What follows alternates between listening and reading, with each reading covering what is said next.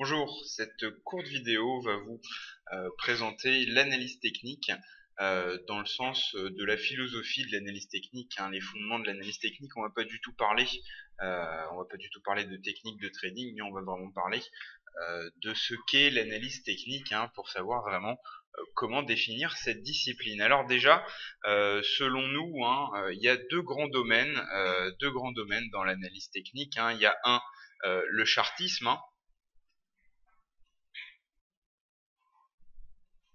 Le chartisme, c'est tout ce qui concerne l'étude des graphes, hein, l'étude des figures graphiques, les supports, les résistances, les lignes de tendance, les triangles, les épaules tête-épaule, tout ce qui se passe directement sur les graphiques, c'est du chartisme et c'est le premier grand domaine de l'analyse technique, hein, selon nous, hein. Et le deuxième grand domaine de l'analyse technique, c'est les indicateurs. Les indicateurs, hein, qu'on connaît tous, hein, avec notamment, hein, les plus connus, le RSI, hein, le stochastique, le MACD, etc., hein. Donc deux choses, hein, le chartisme et puis les indicateurs. Ces deux grands domaines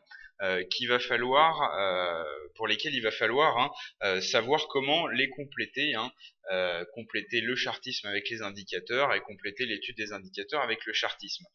Selon nous, ce qu'il ne faut pas faire, c'est choisir une école. Certains se diront moi je suis plutôt chartiste, d'autres se diront moi je préfère les indicateurs, hein. Mais selon nous, hein, ces choix, ils n'ont pas à être faits, hein. Il faut utiliser les deux, il faut simplement savoir quelle technique utiliser au bon moment, hein. C'est notamment ce qu'on apprend dans notre formation Université du Forex. Mais pour en revenir au sujet de cette vidéo, donc le chartisme, hein, ça concerne ce qu'on a dit, hein, tout ce qui se passe sur les graphiques, l'étude de tendance, la théorie de dos, etc. Les indicateurs, ça va être, pour faire simple, hein, tout ce qui se passe sous les graphiques, hein. On a tous déjà vu, hein, qu'on a une courbe, hein, avec le graphique, hein, sur notre plateforme. Et c'est là-dessus qu'on fait notre analyse chartiste, hein, qu'on trace nos lignes de tendance, etc., hein. Et voilà, hein, je fais un graphique. Donc l'analyse chartiste, hein, se passe ici principalement, et on a vu souvent, hein, sous les graphiques, hein, on a un espace avec une autre courbe, souvent avec des bornes, hein, ou un milieu, et ça c'est les indicateurs, hein, souvent qui se placent sous les graphiques. Et ces indicateurs, en fait, qu'est-ce que c'est? Ça se base toujours sur la même chose, sur les cours, mais ça retraite mathématiquement l'évolution des cours, ça les passe au travers de, si vous me permettez l'expression, des moulinettes mathématiques qui vont retraiter les cours, hein, et qui vont nous donner d'autres courbes. Et ces courbes-là, il va y avoir différentes techniques pour les interpréter, hein. Le but, c'est pas de rentrer dans le détail ni de voir aucune technique. Le but, c'est d'avoir une vision d'ensemble de ce qu'est l'analyse technique pour ensuite, hein, s'y attaquer plus concrètement. Alors, maintenant qu'on a vu quels sont les deux grands domaines qui composent l'analyse technique, on va voir pourquoi l'analyse technique fonctionne, hein. Selon nous, c'est principalement à cause de ce qu'on appelle, hein, le phénomène de l'auto-réalisation. Alors, on va voir qu'est-ce que c'est que ce phénomène d'auto-réalisation. Ça démystifie un peu, hein, l'analyse technique, hein, parce que finalement, bon, on a un ensemble de techniques qui nous permettent de prédire l'évolution des cours, hein. Ça a un côté un peu magique, ça a un côté un peu, on ne sait pas trop ce qu'on fait, mais on espère qu'on va y arriver. Donc moi, ce que je vous propose, c'est d'essayer d'émettre une hypothèse très valable, hein, sur la raison pour laquelle l'analyse technique fonctionne.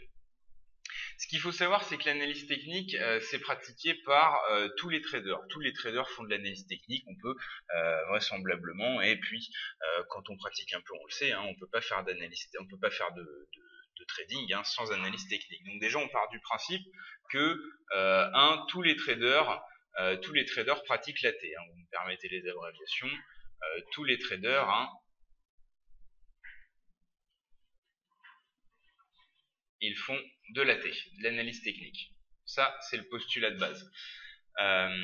Deuxième chose, on a souvent les mêmes techniques.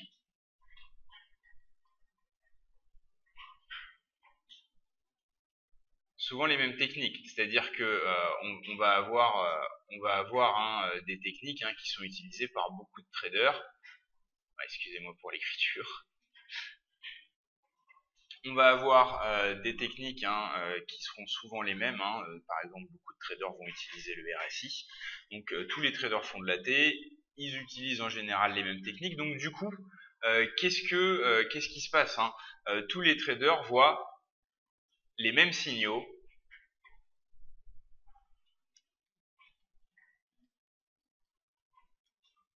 au même moment.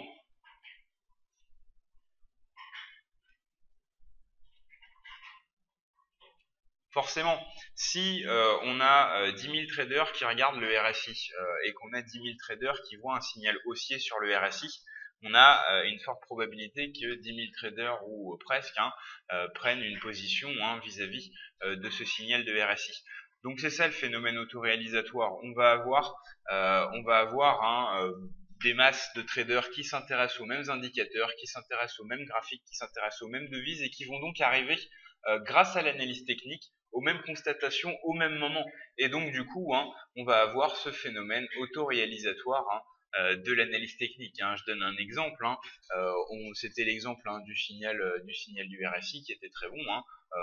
On sait qu'une divergence haussière sur le RSI, c'est un signal haussier pour la devise qui est concernée. Donc on voit une divergence haussière et après les cours montent. La question est de savoir est-ce qu'il serait monté si le signal n'avait pas été visible. Est-ce que c'est le fait que le signal ait été visible qui fait qu'il s'est réalisé ou est-ce qu'il se serait réalisé par lui-même? La question reste ouverte, mais d'après nous, la meilleure réponse, c'est le phénomène autoréalisatoire de l'analyse technique. Alors, de ça, c'est pas juste pour faire une constatation. L'idée, c'est d'en tirer des enseignements. Donc, le premier enseignement à en tirer, c'est que il faut toujours utiliser des techniques répandues.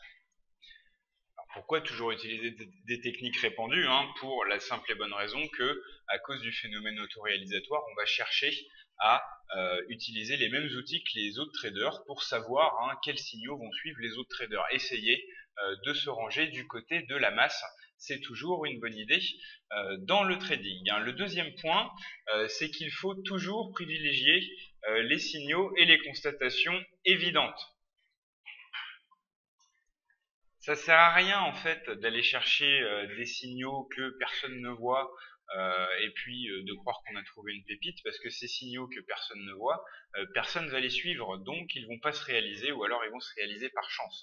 Donc intéressez-vous à ce qui est le plus évident dans vos choix de signaux de trading. Et puis le troisième point, le troisième enseignement qu'on peut tirer de ce phénomène autoréalisatoire de l'analyse technique, c'est de garder en tête que le trading, c'est des humains qui sont derrière, c'est des humains qui font du trading et que donc du coup il y a la nature humaine qui intervient dans les évolutions des marchés et rien n'est jamais sûr à 100%, donc l'analyse technique ne sera jamais une science exacte vu que à la base elle étudie quelque chose qui repose plus ou moins sur la nature humaine qui est par essence imprévisible. Donc voilà, l'analyse technique c'est pas une science exacte, c'est ce qu'il faut retenir et l'autre chose qu'il faut retenir c'est qu'il faut se ranger plutôt du côté de la masse, du côté des signaux les plus évidents et du côté des indicateurs les plus connus, les plus anciens